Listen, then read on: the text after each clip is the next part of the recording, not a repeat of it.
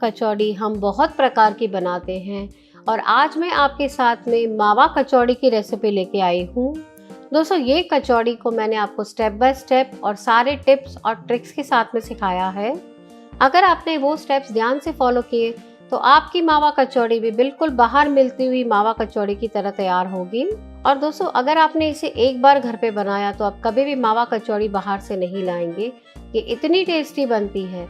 तो चलिए सबकी फेवरेट मावा कचौड़ी बनाना शुरू करते हैं। मावा कचौड़ी बनाने के लिए मैंने एक प्लेट ले ली है और उसके ऊपर मैं छन्नी रख देती हूँ। मैं इसके अंदर 2 कप मैदा ले लेती हूँ। जो 200 ml का मेजरिंग कप है वो नाप से मैं 2 कप मैदा ले लेती हूँ। दोस्तों, अगर आप चाहें तो इसे आधा मैदा और आधा गेहूं का आटे से भी बना सकते हैं, पर ट्रेडिशनली ये जैसे बनती है बिल्कुल वही मेथड मैं आपको सिखा रही हूँ। मैदे से ये कचौड़ी बहुत ही लंबे समय तक क्रिस्पी और करारी रहेगी, इसलिए मैं पूरा मैदा ले रही हूँ। ये जो बच गया है इसे हम फेंक देंगे। 3 टेबलस्पून घी, मैंने यहाँ पे शुद्ध घी का उपयोग किया है। अगर आप चाहें तो यहाँ पे तेल का भी उपयोग कर सकते हैं, पर दोस्तों हम ये कचौड़ी का लेयर बहुत ही खस्ता बनाने वाले हैं, तो आप हो सके तो घी का ही उपयोग कीजिएगा। मैं इसका पानी डाल के आटा गूंद लेती हूँ। दोस्तों, जब ये कचौड़ी भगवान को भोग लगाई जाती है तब ये आटा दूध से बांधा जाता है, पर मैं अभी पानी से ही आटा बांध रही हूँ।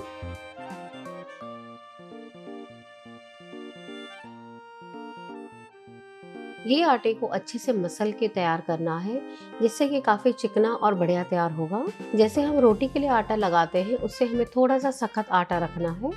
आटा तैयार हो चुका है।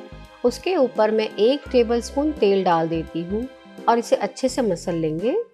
दोस्तों, आप जब भी कोई भी खस्ता चीज बनाने वाले होते हैं उसमें तेल और घी दोनों का उपयोग कीजिएगा, उससे कोई भी रेसिपी बहुत ही खस्ती और करारी तैयार होगी।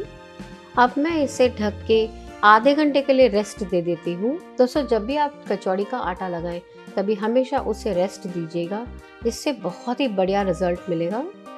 जब तक हमारा आटा रेस्ट हो रहा है तब तक हमारा कचौड़ी के लिए जो स्टफिंग है वो तैयार कर लेते हैं। मैंने एक पैन ले लिया है और उसके अंदर मैं 1 टेबलस्पून घी डाल देती हूँ। पैन को मैंने गर्म करने के लिए रख दिया है और उसके अंदर मैं 2 टेबलस्पून सूजी डाल देती हूँ। सूजी को मैं धीमी आंच के ऊपर सेक लेती हूँ।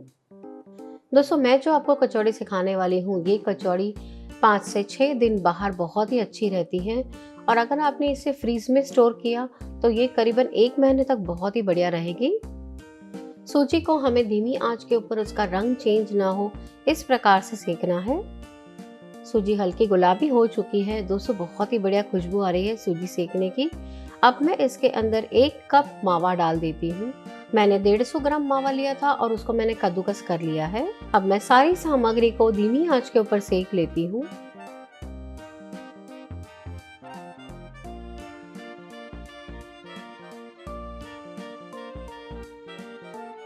आधा मिनट हो चुका है और मावा बहुत ही अच्छे से सेक चुका है। अब मैं इसके अंदर 1 टेबलस्पून बारीक कटे हुए पिस्ता डाल देती हूँ, 1 टेबलस्पून काजू के टुकड़े, 1 टेबलस्पून बादाम। ड्राई फ्रूट आप अपने टेस्ट के हिसाब से कम या ज़्यादा ले सकते हैं, और जो भी ड्राई फ्रूट आपको पसंद हो आप इसमें ऐड कर सकते हैं। अब मैं सारी सामग्री को अच्छे से मिक्स कर लेती हूँ। ड्राई फ्रूट डालने के बाद में मैं इसे करीबन आधा मिनट के लिए ही सेकूंगी, इससे सारे ड्राई फ्रूट अच्छे से रोस्ट हो जाएंगे। मावा कचौड़ी के लिए मिश्रण तैयार हो चुका है। अब मैं इसे गैस बंद कर देती हूँ और ठंडा कर लेंगे। मिश्रण ठंडा हो चुका है। दोस्तों, इस प्रकार से हमें मिश्रण को ठंडा कर लेना है। अब मैं इसके अंदर आधा कप घर की पीसी हुई चीनी डाल देती हूँ। मिश्रण अच्छे से ठंडा हो जाए इस बात का हम पूरा ध्यान रखेंगे और उसके बाद ही हम चीनी डालेंगे। 1/4 टीस्पून जायफल पाउडर। दोस्तों, मैंने यहाँ पे जो नटमेग पाउडर आता है उसको चूरा कर लिया था, मैं वो ले रही हूँ। ये बिल्कुल ही ऑप्शनल है, अगर आप चाहें तो आप इसे अवॉइड भी कर सकते हैं। दोस्तों, जायफल का इसमें बहुत ही बढ़िया टेस्ट आता है, आप जरूर से ऐड कीजिएगा। और अगर आप चाहें तो यहाँ पे इलायची पाउडर का भी उपयोग कर सकते हैं। पर दोस्तों, जब भी मैं ये कचौड़ी बनाती हूँ तब इसके अंदर मैं जायफल पाउडर ही ऐड करती हूँ। मुझे ये स्पैचुला से मिक्स करना नहीं जम रहा है, तो मैं इसे हाथों से मिक्स कर लेती हूँ। अगर आप चाहें तो आप इसके अंदर केसर भी ऐड कर सकते हैं, पर मेरे घर पे अभी केसर खत्म हो गई है तो मैं नहीं ऐड कर रही हूँ। मावा कचौड़ी के लिए हमारा जो मिश्रण है वो तैयार हो चुका है। दोस्तों, ये मिश्रण को आप स्टोर भी कर सकते हैं। इस प्रकार से तैयार करके ये मिश्रण फ्रीज में 1 महीने तक और फ्रीजर के अंदर 1 साल तक बहुत ही अच्छा रहता है। और जब भी आपका मन करे तभी आप ये कचौड़ी बना के अपने घर वालों को सर्व कर सकते हैं। कचौड़ी के लिए हमारा जो मिश्रण है वो तैयार हो चुका है। अब हम कचौड़ियाँ बना लेते हैं। मैं आटे को चेक कर लेती हूँ। ये देखिए दोस्तों, बहुत ही बढ़िया आटा हमारा तैयार हुआ है। जब भी आप कचौड़ी बनाएं तभी इस बात का पूरा ध्यान रखिएगा, आप इसे अच्छे से रेस्ट दीजिएगा। रेस्ट देने की वजह से कचौड़ी बहुत ही बढ़िया और खस्ता तैयार होगी। आटे को मैंने अच्छे से मसल लिया है। अभी कचौड़ी का जो स्टफिंग है वो भी मैं ले लेती हूँ। आटे में से छोटी पूरियाँ बना लेती हूँ। दोस्तों, मैं थोड़ी बड़ी साइज़ की कचौड़ी बनाने वाली हूँ, पर अगर आप चाहें तो छोटी बाइट साइज़ के भी कचौड़ी बना सकते हैं। थोड़ा सा मैदा लेके इसे बेल लेंगे।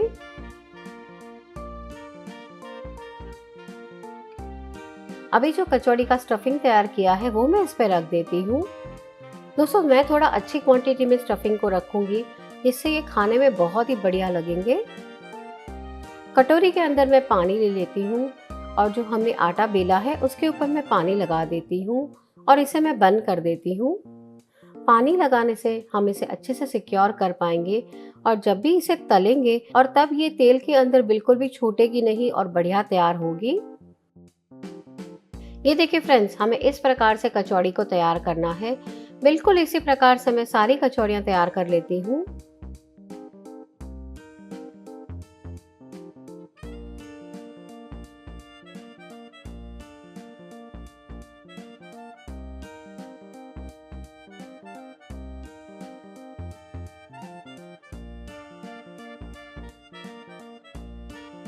मैंने सारी कचौड़ी को तैयार कर लिया है। अब मैं थोड़ा सा सूखा मैदा ले लेती हूँ और इसे बेल लेती हूँ। कचौड़ी के अंदर हमने स्टफिंग भरा है तो इसे बहुत ही हल्के हाथों से हम बेलेंगे।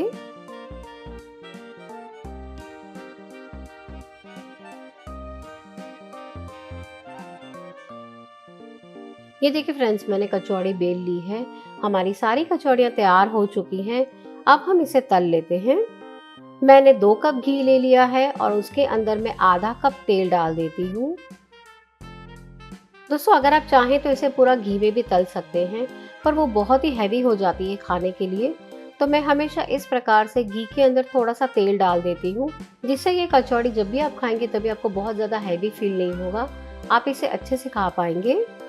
मैं इसे गर्म करने के लिए रख देती हूँ।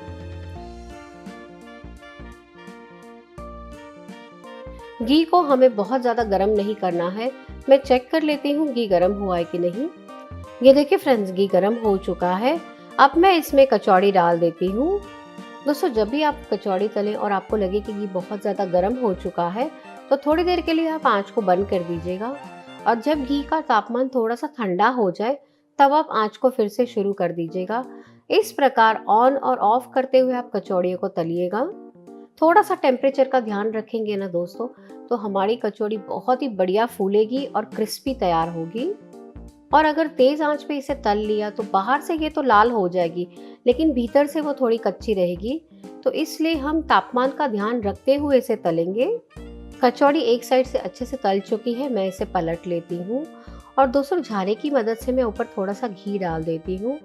इस प्रकार से हम कचौड़ियों को तलेंगे। दोस्तों, मैं इसे धीमी आंच के ऊपर तल रही हूँ, फिर भी मुझे घी का तापमान थोड़ा सा ज़्यादा लग रहा है तो मैंने आंच बंद कर देती हूँ। और जब घी का तापमान थोड़ा सा ठंडा हो जाएगा फिर मैं आंच को शुरू कर दूंगी। ये देखिए दोस्तों, हमारी कचौड़ी बहुत ही बढ़िया फूली हुई है। जैसे मैंने आपको सिखाया ना, बिल्कुल वैसे ही टिप्स और ट्रिक्स फॉलो करते हुए आप इसे तलिएगा। आपकी कचौड़ी भी बहुत ही बढ़िया तैयार होगी। ये देखिए दोस्तों, हमें इस प्रकार से एकदम धीमी आंच के ऊपर इसे तलना है।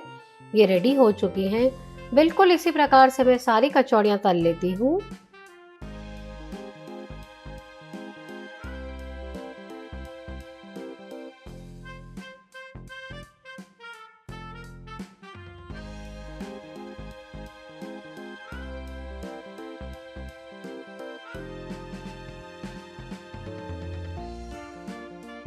मैंने सारी कचौड़ियाँ तल ली हैं। दोस्तों, हमें इसे कम्प्लीटली ठंडा कर लेना है, तो मैं इसे ठंडा कर लेती हूँ।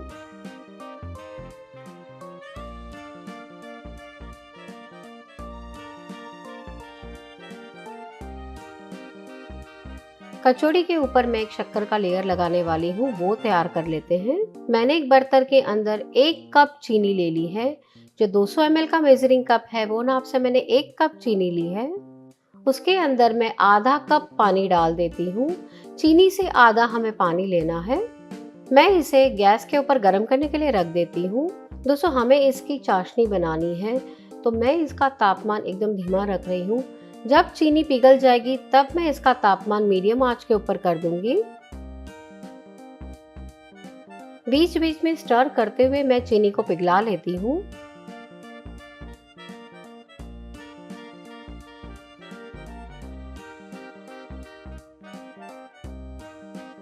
ये देखिए फ्रेंड्स, अभी चीनी पिघल चुकी है, तो मैं इसका तापमान थोड़ा सा बढ़ा देती हूँ। हमें इसकी 2 तार की चाशनी तैयार करनी है।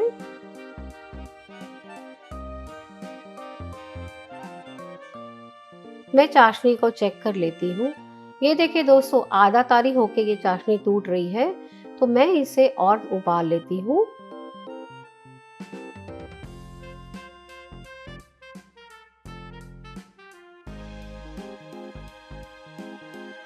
दोस्तों, चाशनी तैयार हो चुकी है, पर उसका क्लिपिंग डिलीट हो चुका है। ये 2 तार की चाशनी तैयार हो चुकी है। अब मैं आंच को बंद कर देती हूँ और इसे मैं ठंडा कर लेती हूँ। दोस्तों, मैं माफ़ी चाहती हूँ, मैं आपको नहीं दिखा पा रही हूँ, पर आप जब 2 तार पूरे तैयार हो जाते हैं तब तक आप इसे उबालिएगा। हमें 2 तार की ही चाशनी तैयार करनी है, क्योंकि ये चाशनी थोड़ी ठंडी होने के बाद 2.5 तार की हो जाती है। तो जब भी आप ये चाशनी बनाएं तभी 2 तार की ही चाशनी तैयार कीजिएगा। मैंने आंच को बंद कर दिया है और मैं इसके अंदर 1/4 टीस्पून रोज एसेंस डाल देती हूँ। इसे अच्छे से मिक्स कर लेंगे। अगर आपके पास गुलाब जल है तो आप इसके अंदर 1 चम्मच गुलाब जल भी ऐड कर सकते हैं, पर मेरे पास अभी गुलाब जल अवेलेबल नहीं है, तो मैं इसके अंदर 1/4 टीस्पून रोज एसेंस डाल देती हूँ।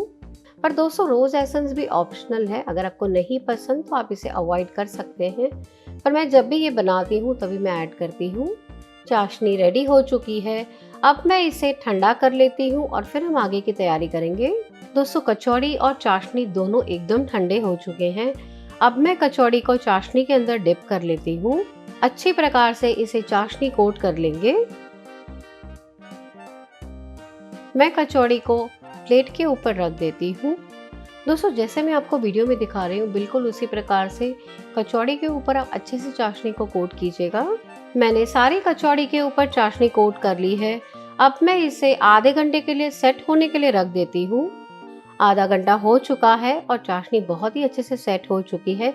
ये देखिए फ्रेंड्स, इस प्रकार से ये तैयार हो जाती है। ये देखिए दोस्तों, धीरे धीरे शक्कर सूख चुकी है और इस प्रकार से सफ़ेद रंग की हो जाती है। आप चाहें तो इसे डायरेक्टली ही सर्व कर सकते हैं, पर हम ये त्यौहार के लिए बना रहे हैं तो मैं आपको इसे सजा के बताती हूँ। मैं हमेशा मेरे घर में इसी प्रकार से तैयार करती हूँ।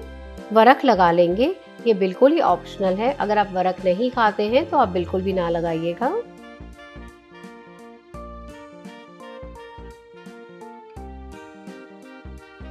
बारीक कटे पिस्ता के टुकड़े, बारीक कटे हुए बादाम और मेरे पास ही सूखे हुए गुलाब की पंखुड़ियां हैं तो वो मैं डाल देती हूँ। दोस्तों देखिए, बहुत ही खूबसूरत लग रही है। ये जितनी सुंदर दिखती है उतनी ही खाने में लाजवाब है। बहुत ही बढ़िया हमारी कचौड़ी तैयार हुई है। मैंने कचौड़ी को सर्विंग प्लेट के अंदर ले लिया है।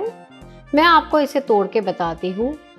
ये देखिए फ्रेंड्स, बहुत ही बढ़िया डिलीशियस टेम्पटिंग हमारी कचौड़ी तैयार हुई है। और ये देखिए दोस्तों, कितना अंदर से ये फूली है।